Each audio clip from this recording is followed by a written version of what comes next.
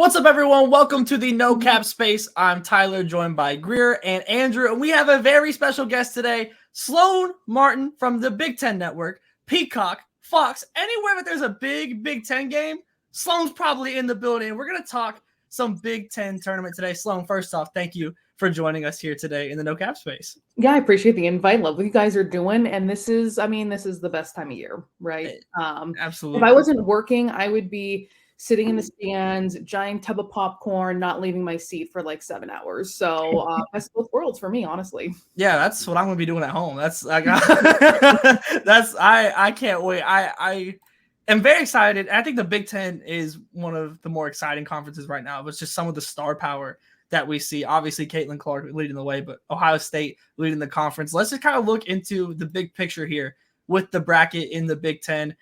Finalized just recently, as kind of all the conference tournaments are. Sloane, for you, is there any team that kind of sticks out here as having a potential easy or really hard road to try and make something shake in this tournament? Well, I think it's tough if you are Iowa and Indiana because you're going to have to face each other again, no matter what. It just feels like those teams have been beating up on each other for the last couple of years, including this season as well, splitting that series. You know, really, the story of the Big Ten this season has been Ohio State, Iowa, and Indiana really separating themselves from the get-go. There still is, I think, great depth and parity in the league, but I think those three really have taken a different kind of bigger step than a lot of these teams. A team that I think I'll say is really interesting to watch on, and maybe not entirely an underdog because they did earn that double bye, is the number 4 seed Michigan State. So I wouldn't say Ohio State has an easy road by any means to go to back-to-back tournament championship games, but I definitely look at that lower part of the bracket.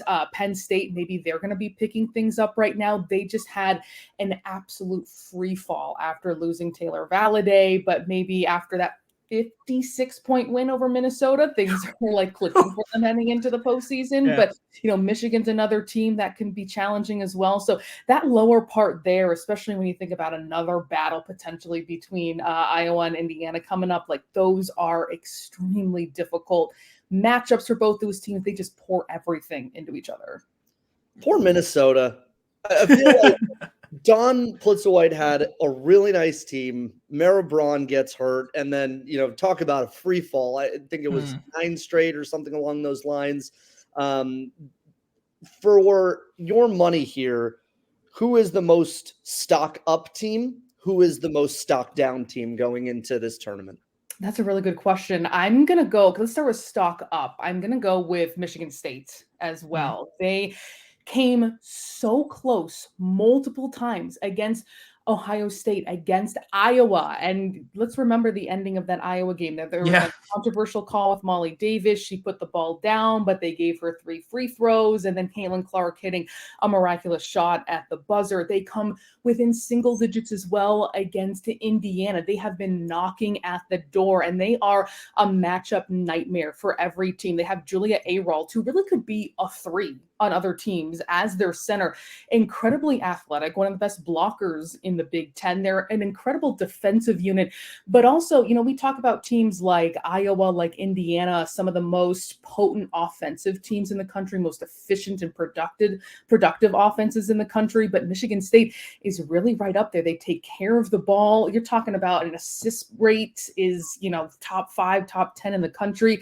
I would say stock up is Michigan State. They have just been consistent throughout the year, and they are ready to finally break through. And what better time than the Big Ten tournament? And, you know, I think when you look at stock down, it's hard to go with anyone other than Minnesota. And I only say that a little somberly because it is in Minneapolis. And I know how badly Gopher fans want to be in the stands and supporting and seeing a run. This year was looking so promising. I mean, a couple weeks ago, they were firmly in the NCAA tournament conversation. And, you know, they've actually lost 10 of their last 11 games, including back-to-back by, you know, something like a combined 100 points. And again, that includes Iowa and then Penn State that just really put their foot on the gas. So it could be an opportunity for them to, you know, for sure to get out of that first round and have people feel, you know, have something to feel good about there, but they're missing 2 starters, and it's just been a really tough go. Yeah. So it's March. I mean, and, you know, teams can be led by stars, right? Like, this is also the time where people get hot and people surprise us, right? Yeah. But we have some experienced stars in the Big Ten. Like an Ashley Owusu for Penn State, like a Jakia Brown-Turner for Maryland. So, they don't have the buys this time around, but they have like legit star power. Talk about how those players maybe could impact this tournament and where their teams finish. That's a really good point. It still is, weird feeling out the like COVID year process where so many teams are just stacked with that kind of talent. And Jakia Brown-Turner, she's a great example to bring up, a former All-American, someone who's been to multiple NCAA tournaments, deep in NCAA tournaments. And I love this about her where she coming into the season, actually not even coming into this season, by January 20th, had 5 20-point games in her career and has had 6 since. So she has been just a lightning rod for the Maryland Terrapins. And yes, I know it's weird to see them and that number 8 spot. It's, their lowest finish in the conference since joining. They usually dominate. They're usually winning those championships, especially the postseason tournament. They have several under their belt. But I think you look at the entire circumstances, the injuries, they've had 3 season-ending injuries to key or role-playing players on that team. So you bring up a good point, a team to watch for them too when you do bring in that kind of talent like Brene Alexander in her 6th year, Jakia Brown-Turner as well with the experience in the postseason that she has too. And Ashley Owusu was absolutely a game changer for Penn State. It was like they were so solid throughout the year, but you just gave them even more of a different element where it took the ball out of the hands of Marisa and Shea Chesky, and she can be a playmaker and a scorer at the same time. I felt like you really saw these flashes of Maryland Ashley Owusu, and it seems like it's been a really great fit, especially in the absence of Taylor Valladay. So you bring up a good point that I think when you go into the postseason, you have these games back to back to back, you're trying to get to that championship game, create some upsets. Those are the players you really need to be leaning on. I'm intrigued to kind of to that similar point. If you were to try and pick outside of the top 4, a quote Cinderella team for this tournament, and I think honestly my first 2 picks in my brain because of those reasons having that star power would be Maryland and Penn State. But for you, Sloane, if you were to outside of that top 4 kind of pick a team that you think has the best chance of making a deep run into the finals, pulling off some upsets, which team would that be? I promise this is not a cop-out by picking number 5, and that is Nebraska. And I've seen a lot of them this year. But the reason I picked them is because they have really high highs and low lows. And sometimes you don't know which you're going to get from this team. I mean, remember, this is the team that beat Iowa really coming back in the 4th quarter. They were able to shut down the Hawkeyes and Caitlin Clark in the 4th quarter. Their resilience, their fight is really strong to watch. Jazz Shelley, I think, is just one of the best guards in this conference. Cannot forget about her kind of impact. And they really like when she is hunting her shot, not always deferring. Natalie Potts could be the Big Ten freshman of the year, certainly on the all-freshman team. She just comes up in big moments all the time, whether it's an offensive rebound or, put back. That's really where she kind of has her bread and butter. And then I think Alexis Markowski is one of the best posts in the Big Ten too. A double-double, even 20 in 10 threat every single time she's on the floor can be such a handful. And you know who I might even go here if we're talking about, those Cinderellas. Illinois, I will say, definitely has gotten, their play together since they started 2-6 in Big Ten play. And we're looking at the same team and everyone's scratching their heads, what is going on here? They really have been able to find a certain flow. And they feel like even with a couple losses to end the year, although they did win on senior night, playing their best basketball, most confident they've been. But I'd be very interested to see what potentially even Wisconsin can do. And I say that because Sarah Williams is a superstar, just an incredible talent, and someone who is obviously incredibly skilled and athletic, but is continuing to develop kind of the full part of her game and becoming kind of that back to the basket kind of player, which we see, not to compare her to like a Holmes or Markowski, but really even becoming more of a dynamic threat in the post as well. So I think just her presence on the court makes it so they're a threat, no matter who they're playing. I'm glad you brought up Nebraska because they were kind of where I was going to go next. Looking at the results they've had this year, it's kind of strange because they give a lot of that energy of a team that's good but hasn't broken through to have the marquee win over someone, and then you beat Iowa. So it's like, I mean, okay, I guess we can see that you have that top end ability. When you match up Nebraska with, say, an Ohio State, not to get presumptuous because Michigan State's right there, but what is the matchup that Nebraska needs to exploit to make a deep run in this tournament, knowing it really is a 1-2 punch of Shelley and Markowski?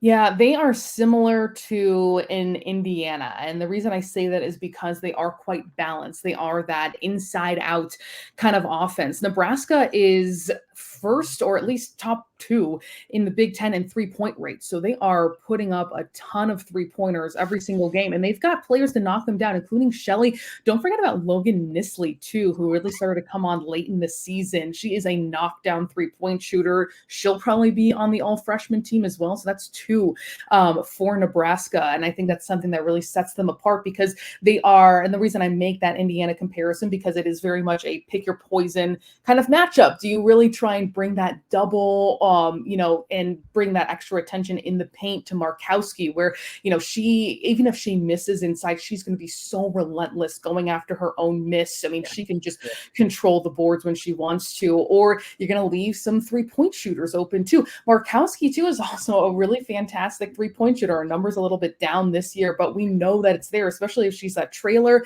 straight on from the hoop. She just steps right into it. They look to that all the time. So I think the dynamics of that roster that is just really versatile, I think is something that makes Nebraska really interesting. I'm glad you mentioned Indiana, by the way, because I feel like we can't talk about Indiana right now without talking about the very big elephant in the room in regards to Mackenzie Holmes's injury.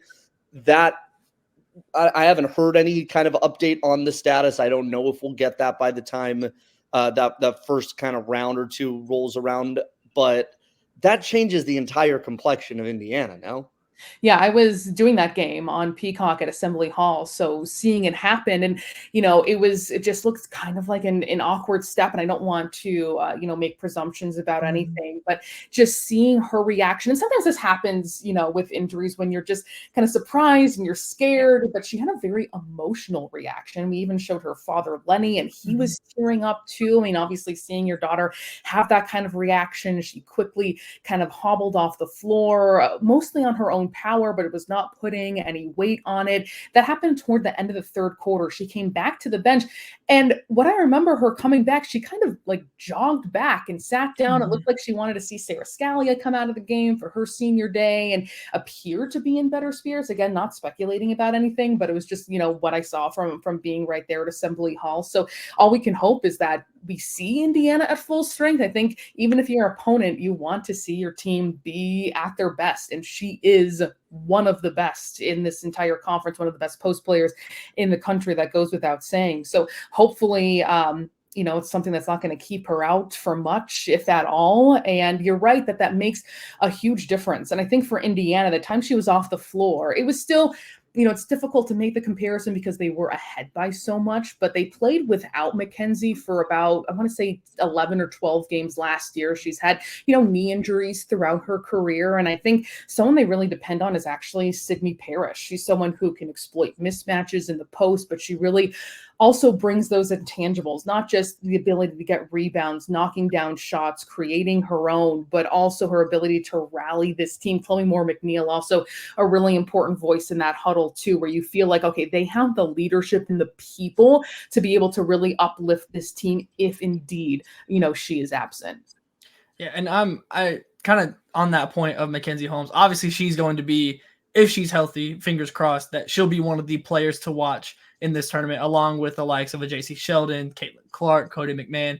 Outside of the top 4 teams, and if you mentioned them already, that's totally okay. But there's going to be probably a lot more eyes on this tournament than ever before, ever. And so for you, when the players to watch that maybe a fan that's tapping in for the first time might not know when it comes to some of these other teams in the Big Ten, who are some of the marquee names that you're really looking to show out in this tournament that fans might be getting to look at for the first time? Yeah, I'm going to go in a little bit farther detail because things still might be new for a lot of people. If you are not used to watching this conference, or maybe you've checked out only a couple Caitlin Clark games on national TV. So, I mean, you mentioned the big ones. Ohio State, JC Sheldon and Cody McMahon are phenomenal. Those are Big Ten Player of the Year kind of players in any other year or time period. Yeah. Absolutely monstrous talents. Cody McMahon is extremely special. JC Sheldon is, she's from Columbus. She's beloved there. Someone who you can see potentially going in the first round. I know people around the W really like her tenacity. She's great on defense. She's one of the leaders in steals in the conference, can shoot as well, create her own, and someone who steps up in big moments. And then Cody, I call her the freight train. If you ever listen to me doing Ohio State, definitely coming out, because it is just like, watch out. She's coming down the lane right at you. And when she's not in foul trouble, absolutely unstoppable. Michigan State is such a complete team. Really their starting five. But I look at Moira Joyner. They could have the Big Ten sixth player of the year in Theron Halleck, who is an absolute pest. And that is one of my favorite compliments to give on the air as well, when you're on the side of every opponent that you come across. And then, Iowa, of course. And we like to always, especially on Big Ten Network, shout out the entire crew. That's, Gabby Marshall and Kate Martin and Molly Davis, who we also hope is going to come back sooner rather than later. They just announced that she's going to be not season ending, even though we saw her on senior day in a wheelchair. She's saying, I want to inspire girls. You don't have to be the biggest or the tallest. And we all had tears because of that. We love Molly, and then the jump she's made from the MAC to the Big Ten. Indiana, I mentioned Chloe Moore McNeil and Sydney Parrish. I would also shout out Illinois too. They have such a cohesive group. They added Camille Hobby from NC State, but Makaira Cook, one of the best one-on-one players in the Big Ten. A little bit slow start to her season, but she is someone who has so much firepower, her ability to get downhill and get to the rim. I look at McKenna Marisa. We talked about Ashley Owusu. Layla Filia of Michigan, too, is someone who is a great two-way player. Can't forget about her. And I'm missing so many others, but that's, I think, at least a surface-level rundown. Yeah, that's a heck of a start for anyone watching for the first time. I am kind of intrigued here. As obviously the conference tournament's getting underway, but March Madness is very soon approaching. If you were to put a number on it, how many bids does the Big Ten get, and who do you think has the most work to do in this tournament to try and secure theirs? The Big Ten is maybe the most important postseason conference. I'm trying to think, maybe the SEC is up there too in terms of importance and teams needing wins. I have seen anywhere from the Big Ten from, 6 through 9. It really feels like it is like the bubble team conference at this point. And there are arguments, really strong ones, you can make for teams. I feel like Maryland has put itself into that conversation. They don't have a ranked win this year, but they have one of the toughest schedules in the entire country. And it would be even higher if they didn't have to face, other conference opponents like, Rutgers and teams like that are, toward the bottom. So Maryland is one that I feel like, has worked its way into that conversation, and being in Michigan is another one too, where they have that, marquee win. They were the first and one of two, losses to Ohio State that back on December 30th, when Cody McMahon was in a little bit of a lull, but that still counts as a win over Ohio State. But they're a team that I think has put that resume together to at least be able to be in the conversation to get into the tournament. I think those two and Penn State, the 3 total, I think those are the ones that are really going to be hungry, scrapping for these wins. Cannot be a one and done. They're going to have to get some marquee victories in Minneapolis, I think. All right, well, we're very excited to be tapped in with this Big Ten tournament all across the board. And Sloane, we're even more excited that you joined us today here in the No Cap space. We're going to be checking in with all of your calls and all your coverage all throughout the conference tournament season. We got a lot of games coming up, and I'm very excited. I know everyone here is very excited. So, Sloane, thank you for joining us today. Yeah, appreciate it. Excited for it all. Just a couple days away. Yep. All right. We'll be tapped in, and make sure you guys stay tapped in with us here at the No Cap Space, Twitter, Substack, Playback, YouTube. Make sure you like and subscribe. We'll have a whole series coming of conference tournament previews throughout this time, and obviously March Madness is about to get rolling. There's gonna be a lot of content coming out from No Cap Space. Stay tapped in.